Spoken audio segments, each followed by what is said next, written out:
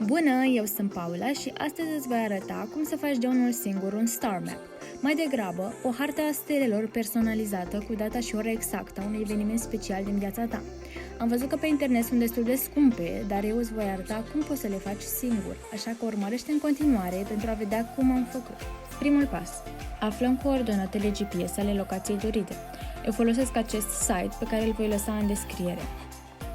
Aveți grijă să verificați și pe hartă de mai jos pentru a vedea dacă locația este bine aleasă. Apoi copiem coordonatele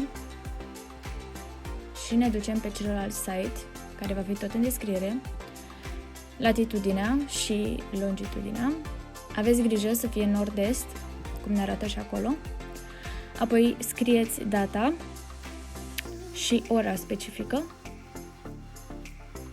Aveți grijă să bifați Universal Time pentru a vă lua în considerare, iar apoi puteți să vă jucați cu diferitele opțiuni. Eu aici vă arăt cum am făcut-o eu.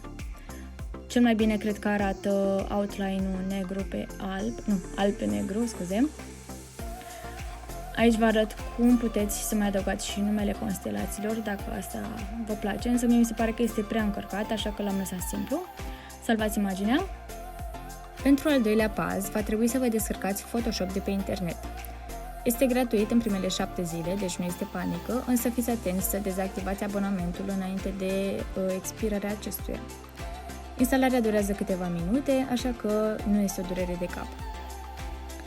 După ce ați făcut acest pas, urmează să descărcați o imagine de pe internet așa cum vreți să arate posterul vostru. De exemplu, eu aici am descărcat o imagine cu un poster negru, pentru că așa mi-am dorit să arate la final, însă dacă faceți cu albastru sau cu alb, este alegerea voastră. Deci pur și simplu luăm cele două poze descărcate, cea cu fundalul și cea cu cerul. Efectiv încercăm să potrivim cerul de deasupra pe șablonul din spatele acestuia.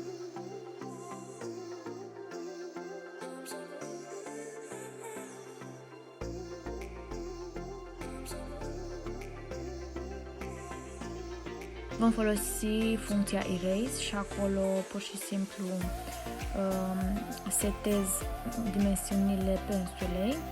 Ștergeți din această imagine până începeți să observați linia acea albă pe care o avea șablonul de dedesubt.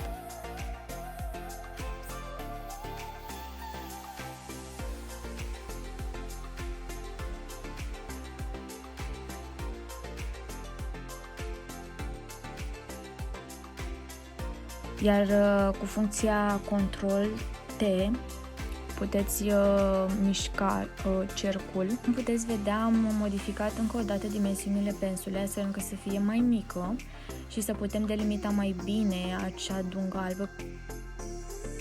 Când ați terminat cu această etapă, va trebui să trecem la ștergerea scrisului care este existent pe acest poster.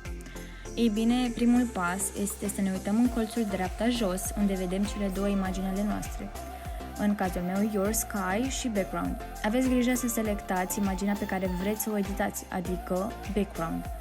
Bun, apoi selectăm instrumentul Spot Healing Brush și vom șterge cu grijă textul scris deja.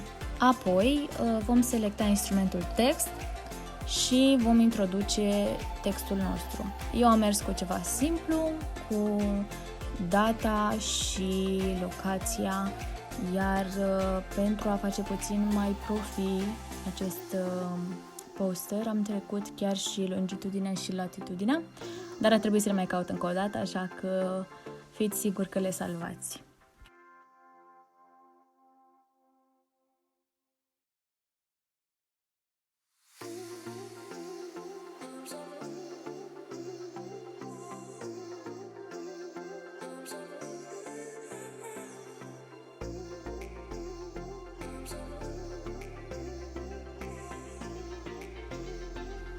Mutăm textul undeva la jumătatea posterului, iar în bara de sus puteți schimba scrisul după bunul plac, de la tipul, mărimea sau poziția acestuia.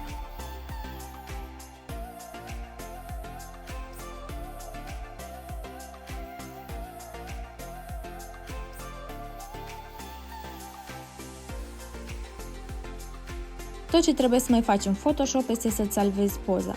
Aici îți voi arăta cum am făcut eu, însă pentru a afla mai multe despre formate și cum să salvezi în funcție de dorințele tale, Photoshop are un set de tutoriale chiar valabile în aplicație. În continuare, trebuie să-ți trimiți poza pe mail sau pe WhatsApp, unde ți este ție cel mai ușor, și să te duci la o librărie unde știi că se pot scoate postere de genul. Eu am vrut să scot dimensiunea de 50x70, însă nu a fost posibil, dar am scos dimensiunea 30x40 și a fost destul de ok. Am făcut așa și am găsit rama asta. Are chestia asta cu sforile, dar o să dau jos. N-am găsit altcumva, n-am găsit ramă normală, dar să sperăm că o să meargă și asta. Acesta este rezultatul final, mie mi-a plăcut foarte mult. Într-un final am găsit această ramă la un studio foto din Slatina, pentru că majoritatea magazinelor erau închise. Am dat undeva la 60 de lei pe ea și a fost perfectă. Însă, cred că dacă faceți acest proiect când magazinele sunt deschise, mai ales Pepco, veți găsi niște rame foarte frumoase și foarte ieftine. Iar la final am împachetat-o în această folie foarte, foarte frumoasă, cumpărată dintr-un magazin vintage. Dacă ai ajuns până la finalul videoclipului, eu îți mulțumesc tare mult. Sper că te-au ajutat într-un fel sau altul explicațiile mele și dacă te decizi să faci acest proiect, nu ezita să-mi arăți și mie, pentru că sunt tare curioasă să văd cum vă iese și vouă. Eu cred că este un cadou foarte, foarte apreciat și special până la urmă. Și până data viitoare eu v-am lăsat. Pa, pa!